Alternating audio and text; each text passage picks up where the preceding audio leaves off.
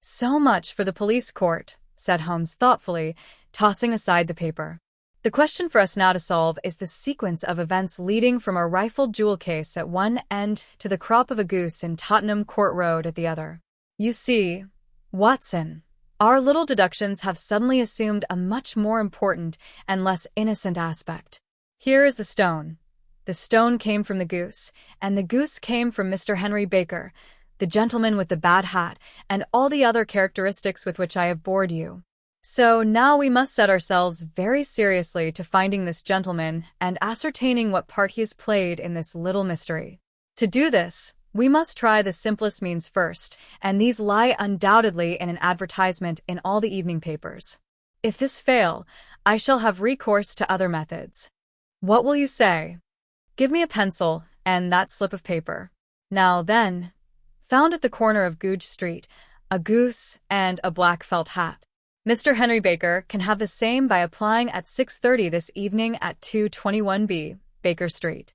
That is clear and concise. Very. But will he see it? Well, he is sure to keep an eye on the papers since, to a poor man, the loss was a heavy one. He was clearly so scared by his mischance in breaking the window and by the approach of Peterson that he thought of nothing but flight. But since then, he must have bitterly regretted the impulse which caused him to drop his bird. Then, again, the introduction of his name will cause him to see it, for everyone who knows him will direct his attention to it. Here you are, Peterson, run down to the advertising agency and have this put in the evening papers. In which, sir?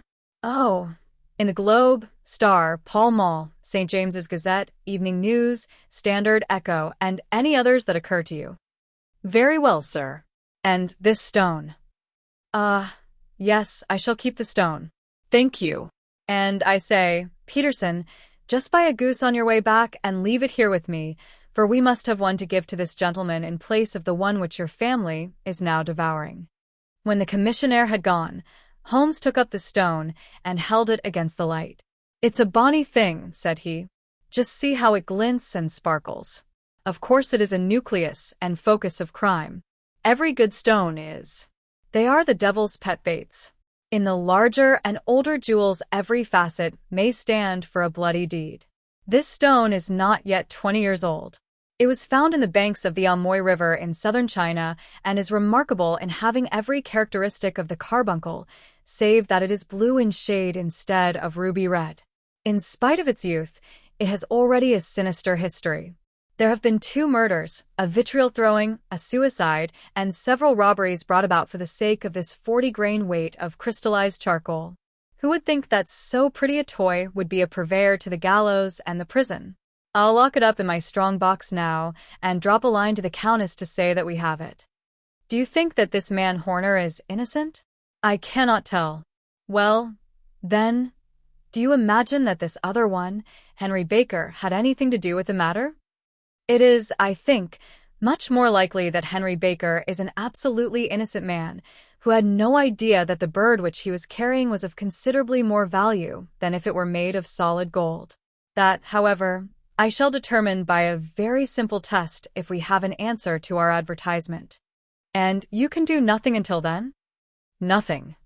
In that case, I shall continue my professional round.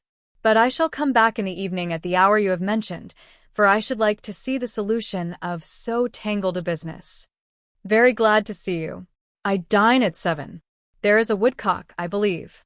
By the way, in view of recent occurrences, perhaps I ought to ask Mrs. Hudson to examine its crop. I had been delayed at a case, and it was a little after 6:30 when I found myself in Baker Street once more. As I approached the house, I saw a tall man in a Scotch bonnet with a coat which was buttoned up to his chin waiting outside in the bright semicircle which was thrown from the fanlight. Just as I arrived, the door was opened, and we were shown up together to Holmes' room. Mr. Henry Baker, I believe, said he, rising from his armchair and greeting his visitor with the easy air of geniality which he could so readily assume.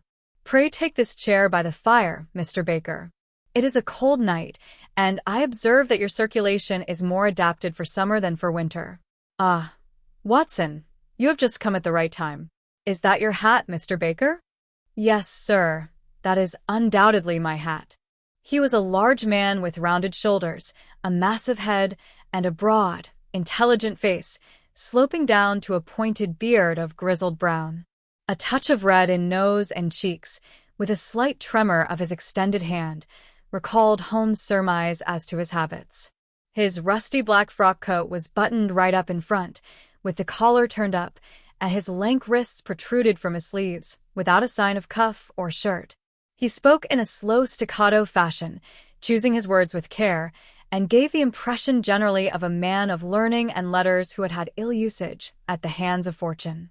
"We have retained these things for some days," said Holmes, "because we expected to see an advertisement from you giving your address. I am at a loss to know now why you did not advertise." Our visitor gave a rather shamefaced laugh. "Shillings have not been so plentiful with me as they once were," he remarked. "I had no doubt that the gang of roughs who assaulted me had carried off both my hat and the bird. I did not care to spend more money in a hopeless attempt at recovering them." "Very naturally. By the way, about the bird, we were compelled to eat it." "To eat it?" Our visitor half rose from his chair in his excitement. "Yes, it would have been of no use to anyone had we not done so. But I presume that this other goose upon the sideboard, which is about the same weight and perfectly fresh, will answer your purpose equally well?" "Oh, certainly, certainly," answered Mr. Baker with a sigh of relief. "Of course, we still have the feathers, legs, crop, and so on of your own bird, so if you wish—" The man burst into a hearty laugh. "They might be useful to me as relics of my adventure," said he, "but beyond that I can hardly see what use the disjecta membra of my late acquaintance are going to be to me. No, sir, I think that, with your permission, I will confine my attentions to the excellent bird which I perceive upon the sideboard." Sherlock Holmes glanced sharply across at me, with a slight shrug of his shoulders. "There is your hat, then, and there your bird," said he. "By the way, would it bore you to tell me where you got the other one from? I am somewhat of a fowl fancier, and I have seldom seen a better-grown goose."